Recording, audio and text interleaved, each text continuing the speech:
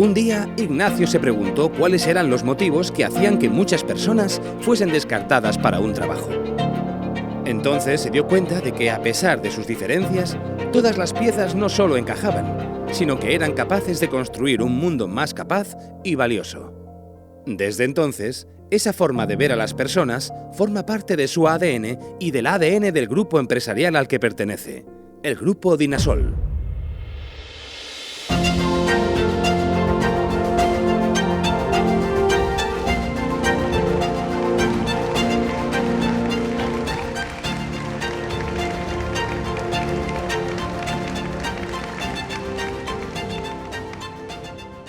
Buenas noches, me llamo Ignacio Trapiella y llevo 23 años dedicándome a los recursos humanos.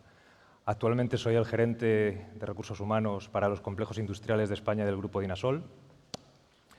El Grupo Dinasol es una multinacional líder en los mercados del caucho sintético y otros compuestos químicos, que fue creada por dos socios, un socio mexicano, el Grupo Cuo, y un socio español, el Grupo Repsol. Seguramente muchos de vosotros, cuando oigáis hablar de recursos humanos, se os venga a la cabeza esa imagen de unas personas en un despacho colocando currículos. Este sí, este no, este pasa, este no pasa. Tal vez alguno de vosotros tenga el recuerdo agradable de ese compañero que le hizo una entrevista de trabajo y lo contrató. O puede que alguno de vosotros ya tenga el recuerdo menos agradable de ese profesional de recursos humanos que le comunicó un despido. Pues bien, mis compañeros que están por ahí y yo nos dedicamos a eso. Sí, nos dedicamos a eso y lo hacemos. Pero los recursos humanos son más, son muchísimo más. Mirad, cuando a mí me preguntan que en qué consiste nuestro trabajo, siempre digo que nuestro trabajo consiste en identificar, en incorporar, en desarrollar y en retener talento. Parece fácil, ¿no? Bueno, pues es tan fácil que os lanzo una pregunta. ¿Dónde está el talento? Os dejo unos segundos para que lo penséis. Venga. ¿Ya? Os digo, mi experiencia me dice que el talento está en las capacidades diferentes de todos nosotros. No hay más. Durante todos estos años he aprendido que todos y cada uno de vosotros tenéis una serie de capacidades que son diferentes, únicas y muy aprovechables. Y lo mejor de todo es que esas capacidades son una fuente de generación de valor. ¿Por qué digo esto? Pues muy sencillo. Mirad, lo que es medible no es opinable y está sobradísimamente demostrado que la incorporación de capacidades diferentes a los entornos empresariales mejoran las cuentas de resultados. O dicho de otra manera, y por entendernos, los beneficios aumentan. Así de fácil. Si os estáis dando cuenta, hay una palabra que no estoy utilizando, porque he intentado y me he propuesto desterrarla de mi vocabulario. Esa palabra es discapacidad. Porque vamos a ver, ¿qué se supone que es la discapacidad? Os cuento mi experiencia. En el año 2008, yo estaba en el complejo industrial de Puerto Llano, de Repsol, y decidimos trabajar con la entidad Inserta Empleo de la Fundación 11 para intentar incorporar personas con discapacidad a nuestra plantilla. Nos habíamos propuesto encontrar la manera de conseguir adaptar a nuestra realidad a los candidatos que teníamos ahí enfrente. Y en mitad de ese proceso nos dimos cuenta de que lo estábamos haciendo fatal. A pesar de nuestra buena voluntad, estábamos haciendo justo las cosas al revés. No eran aquellas personas las que se tenían que adaptar a nuestras realidades. Éramos nosotros los que teníamos que adaptarnos a todos aquellos candidatos que teníamos delante. Fue un shock darnos cuenta de que no existían personas con discapacidad, sino que lo que teníamos allí delante era un montón de personas con un talento derivado de sus capacidades diferentes. Daos cuenta que hasta ese mismo momento, yo mismo, sin dudarlo, pero sin dudarlo ni un segundo, habría puesto el currículum de todos aquellos candidatos en el montoncito de no pasan, sin ni siquiera plantearme el por qué era su condición física o psíquica la que determinaba su aptitud. En ningún momento pensaba en si tenían o no talento. Pero es que además nos dimos cuenta que con pequeñas adaptaciones en el puesto de trabajo, en muchas ocasiones podíamos incorporar todo aquel talento. Fijaos, había adaptaciones tan sencillas como una que consistió en comprar una mesa alta para que uno de los candidatos pusiera el ordenador en el que trabajaba más elevado, porque tenía un problema de espalda y no podía trabajar sentado, para que aquella persona pudiese incorporarse con nosotros y trabajar a plena satisfacción. Solo hubo que comprar una mesa alta, nada más, de locos. Cuando me paro a pensar en todo lo que hicimos en aquella época, inevitablemente siento mucha pena por todo el talento que dejamos escapar. Fue muchísimo. Pero ojo, al mismo tiempo también siento mucha alegría porque aquella experiencia fue la evolución de lo que supuso pasar de la palabra discapacidad a las palabras capacidades diferentes y normalización. Podríamos decir que después de aquel 2008 yo salí de Puertollano sensibilizado. Era lo esperable. Ya desde el año 2003 habían sido constantes pues, las acciones formativas, talleres, ponencias y otra serie de actuaciones tendentes a generar una sensibilización en todos nosotros en materia de integración y capacidades diferentes. Era obvio que en el grupo Repsol y en mí la sensibilización estaba allí.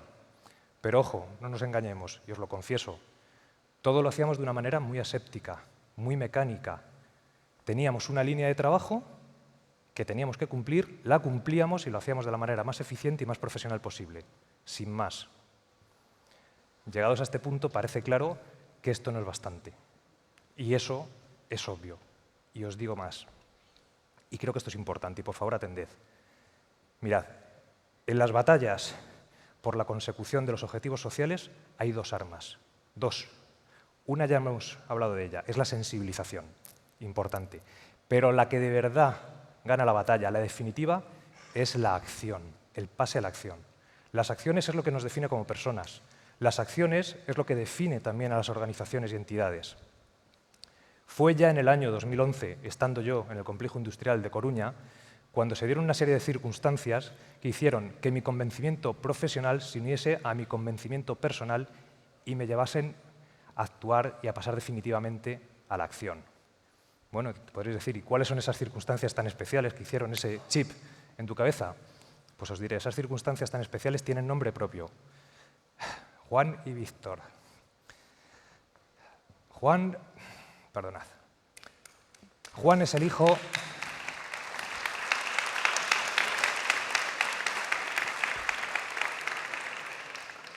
Juan es el hijo de mi buen amigo Ricardo Santos y por aquel entonces compañero del equipo de dirección en la refinería de Coruña. Y Víctor es el hermano de Jaime Martínez, por aquel entonces director de Recursos Humanos de Repsol en el área corporativa y gran impulsor de todos estos temas en nuestro grupo empresarial. Mirad, Juan y Víctor son dos magníficas personas con síndrome de Down. Conocer su realidad fue mi despertar absoluto. Permitidme que os cuente con un poquito más de detalle sus realidades, tanto en el ámbito corporativo como en el ámbito local y cómo nos influyeron. Empezaré con Jaime Martínez, el hermano de Víctor. Jaime fue el gran defensor de todas las políticas corporativas en esta materia. Luchó en cada segundo, en cada centímetro, en cada momento, por conseguir lo que él consideraba que debía alcanzarse. A modo de anécdota, os diré que en una ocasión Jaime se enteró de que uno de nuestros directores generales iba a realizar un vuelo de más de 4 horas. Averiguó el vuelo, el aeropuerto de origen, de destino, el asiento en el que iba sentado y se compró un billete de avión en el asiento de al lado para así disponer de 4 horas y poder influir a aquel director general para que nos permitiese incorporar a personas con capacidades diferentes en nuestros negocios y centros de trabajo. Mirad, si eso no es tenacidad y lucha por lo que uno cree, me bajo ahora mismo de aquí. Si todavía alguien duda de si Jaime consiguió su propósito, por supuesto que lo consiguió. Desde aquel momento, los astros se alinearon. Digamos que nos convertimos en creyentes, impulsores y defensores de todo este tipo de políticas corporativas. A modo de ejemplo, os diré que en aquel momento averiguamos que un número importante de nuestros trabajadores tenían algún tipo de discapacidad, pero que no nos lo comunicaban ni estaban haciendo uso de las ventajas y beneficios fiscales que les podían llegar a corresponder. Simplemente o porque no se querían significar, bien porque no querían tener la consideración de discapacitados, o simple y llanamente porque tenían miedo a perder su puesto de trabajo si declaraban aquella condición. Lo que hicimos fue contratar una asesoría, una gestoría externa que pusimos a disposición de todos nuestros trabajadores para que ellos libremente y sin intermediarios pudiesen dirigirse a ella para tramitar todos los beneficios que les pudieran corresponder. Esto lo hicimos de tal manera que ninguno de nosotros, al día de hoy, sería capaz de dar una relación de personas con algún tipo de capacidad diferente en nuestra organización. Pusimos por delante la confidencialidad de todos y cada uno de nuestros trabajadores para que pudiesen encontrar su lugar. Es obvio que todo el trabajo que hicimos a nivel corporativo allanó y facilitó el camino que después tuvimos que andar en el ámbito más local.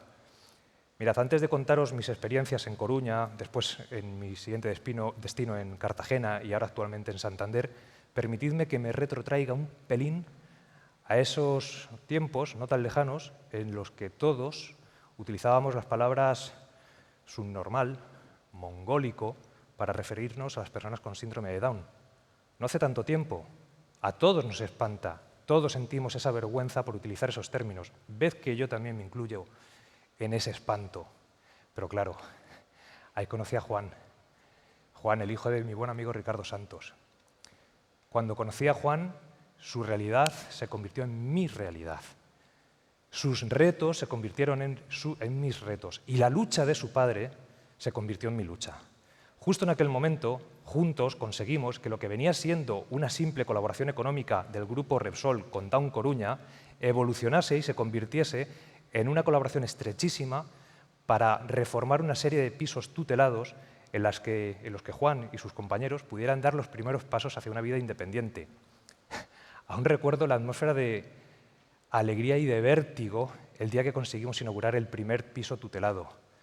Para aquellos chicos y para sus familias se abrió un gran reto. Era el momento de dar el paso hacia la independencia, con todo lo que eso suponía. Fijaos en lo importante que es que las entidades y organizaciones y las empresas estén comprometidas no solo de palabra, sino también de hecho, que aquella semilla germinó y al día de hoy Down Coruña acaba de reformar un kiosco en la zona céntrica de la ciudad, en la Plaza de Ourense, al que llaman el kiosco de Down Experience. En ese kiosco, los compañeros de Juan y otras personas con capacidades diferentes pues te pueden servir un café, un bocata de calamares o cualquier otra propuesta gastronómica. ¿Por qué ha hecho esto Down Coruña? Down Coruña lo que está intentando demostrar es que las personas con capacidades diferentes pueden emprender. Pero ojo, no solo emprender, es que además el kiosco es rentable. Es rentable.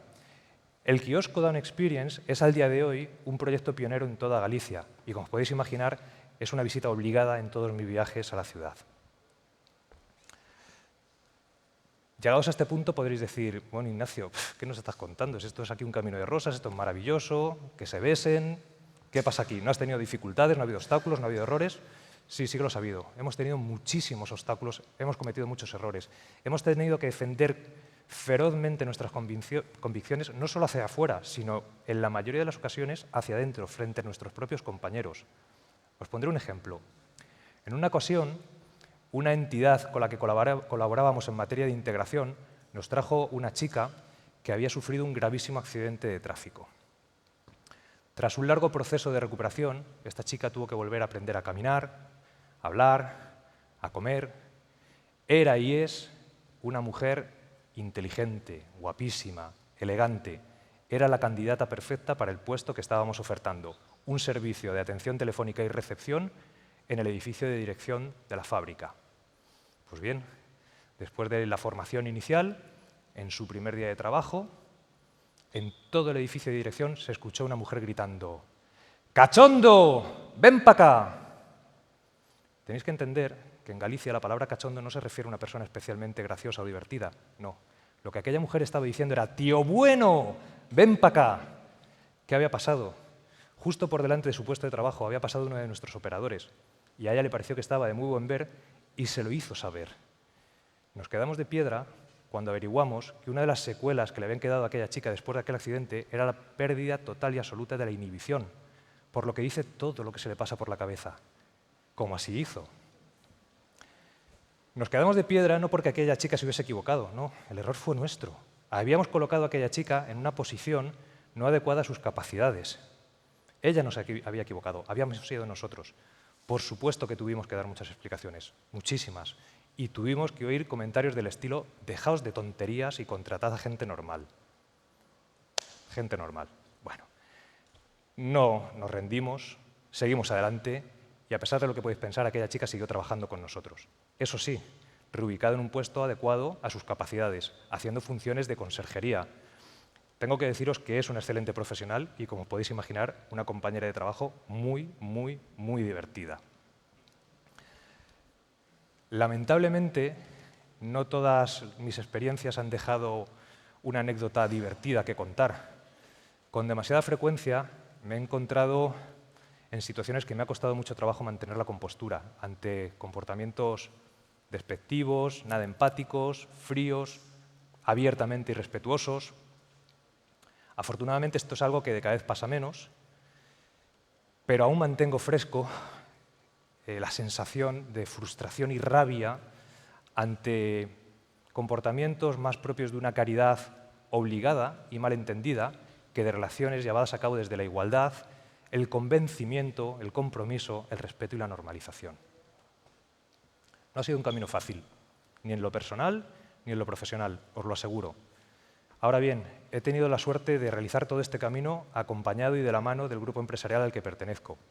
Puedo decir con orgullo que lo que empezó siendo una simple línea de trabajo, como os dije allí en Puerto Llano, evolucionó y a través de una sensibilización extrema acabó teniendo un efecto multiplicador.